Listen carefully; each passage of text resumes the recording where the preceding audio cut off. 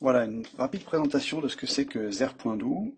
Donc, c'est une application qui permet de faire plusieurs choses, mais globalement, c'est un logiciel dédié à la construction qui permet de garder la liberté qu'on aime bien dans Word, mais en gérant tout l'amont avec la prise de notes, en permettant d'écrire des documents qui soient riches et dynamiques avec des contenus et de l'historique, en permettant de les partager facilement en envoyant les mails et en récupérant les mails du document et en écrivant le mail à partir du contenu du document. Et enfin d'avoir une lecture adaptée, que ce soit sur le web ou sur le mobile, pour les clients avec bien sûr du téléchargement PDF. Alors concrètement, à quoi ça ressemble Zer.do? C'est assez simple.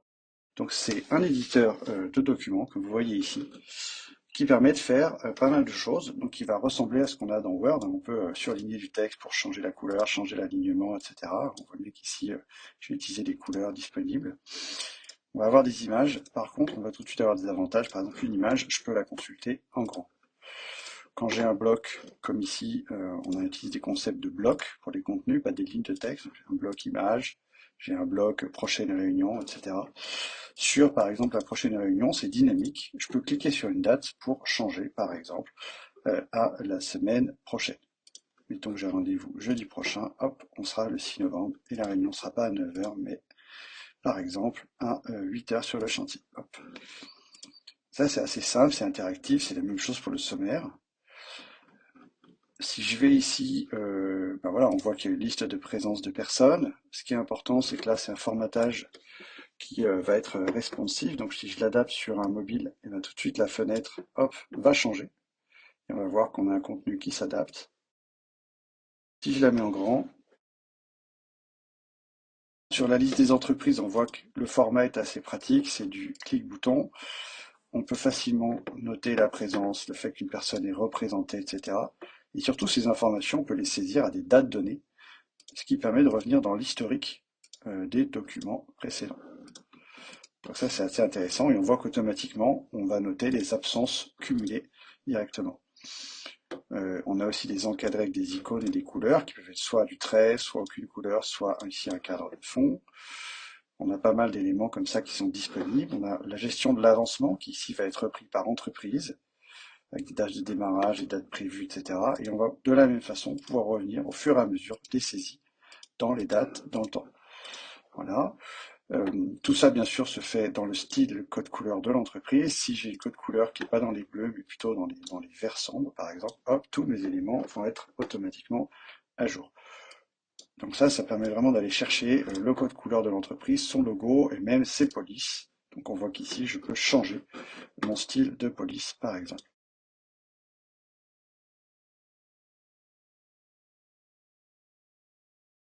Dans les tableaux, on permet d'utiliser, par exemple, ici, n'importe où dans le document, des listes qu'on va appeler des labels, qui permettent d'avoir des éléments prêts à la saisie, très utile dans le cas de fiches de contrôle, comme ça, de fiches où il faut sélectionner une valeur rapidement.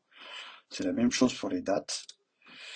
Et on a un module qui permet de faire la gestion des tâches de façon, donc là, l'attribuer par entreprise. Donc on va faire une liste des tâches par entreprise, on peut rajouter des tâches. Voilà.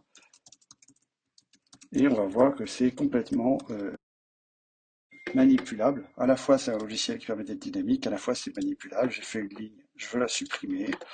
Dans ce tableau, je vais même pouvoir purger les choses, je vais pouvoir changer les statuts, je vais pouvoir rajouter des tâches ou des sous-tâches, noter plein de choses. Je vais pouvoir masquer les tâches archivées, par exemple. Je vais pouvoir dire, bah tiens, toutes les tâches qui sont terminées, hop, je veux les archiver. On me dit qu'il y en a 6 de masquées, je pourrais les afficher si je veux. S'il y en a une que je veux garder pour mémoire, par exemple celle-ci, je vais pouvoir dire, bah celle-ci, je vais la désarchiver. Voilà, on va masquer les tâches terminées, et celle-ci qui était faite, on va la garder pour mémoire. Donc voilà, on voit que c'est assez riche. On peut mettre des galeries photos en quelques clics. C'est pas grave d'avoir des photos en petit puisqu'on peut forcément zoomer dessus et les afficher en grand si on a la bonne résolution. Voilà, donc ça c'est assez pratique de pouvoir revenir sur les détails d'une image, d'un objet, etc. On a ici des labels qu'on va utiliser pour les rappels. Voilà, si c'est le énième rappel, ça devient urgent. Ici, ça passe à un rappel 2, etc. Et on va utiliser ces labels aussi, par exemple, pour les intempéries. On a pas mal de types d'infos. Voilà, on voit ici qu'on a des tableaux où on a carrément des cellules de couleurs. On peut bien sûr sur des tableaux fusionner ou pas des cellules, on fait ce qu'on veut. Et on utilise aussi de la même façon dans l'avancement un bloc qui est un bloc d'effectifs, de quantité, où là on va choisir les unités, ici c'est les personnes, et on va choisir ou pas d'afficher la somme, ici le total. Donc voilà, si je veux savoir combien il y avait de personnes à un jour donné, il y avait 35 personnes. Et de la même façon, j'ai l'historique.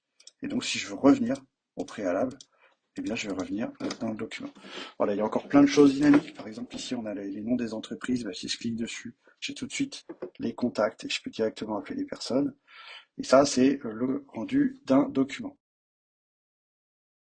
Voilà, on va également utiliser les notes. Par exemple, ici, un compte-rendu, une réunion qu'on a eu sur le chantier avec un reportage photo. Ça, c'est une chose possible. On va pouvoir, par exemple, ici, retrouver les images qu'on a sur un chantier.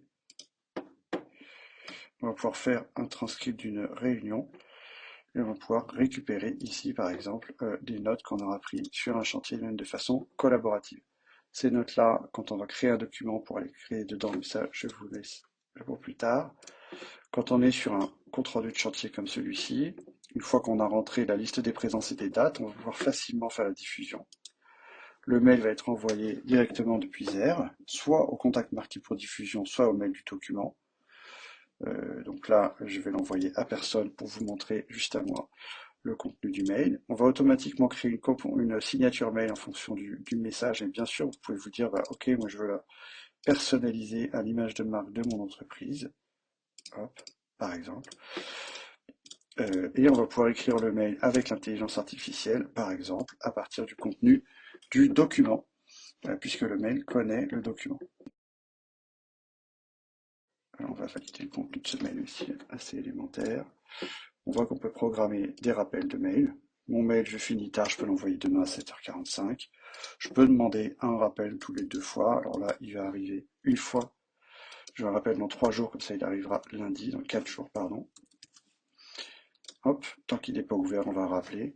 Je pourrais le partager sur WhatsApp directement. Et quand j'envoie ce document, le fichier n'est pas téléchargé, il n'est pas partagé en pièce jointe, il est simplement disponible dans un mail. Au passage, j'aurais pu joindre un certain nombre de fichiers directement à ce rapport. Ce mail envoyé arrive directement ici, avec simplement un aperçu du rapport. Et si je vais consulter ce document, tout de suite on va voir qu'il sera disponible pour moi.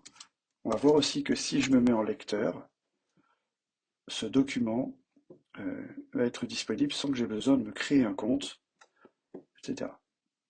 Donc je vais accéder à ce document directement, je vais pouvoir télécharger un PDF si je le veux, et si je le lis sur un mobile, eh bien, il va s'adapter à l'affichage mobile directement, et donc je vais pouvoir très simplement lire ce document. Pour demander un résumé qui va me faire un aperçu de ce document en 2 minutes. Voilà. Et donc moi, en tant qu'éditeur de ce document, si je reviens dans l'onglet suivi, je vais savoir qui a reçu, lu ce document.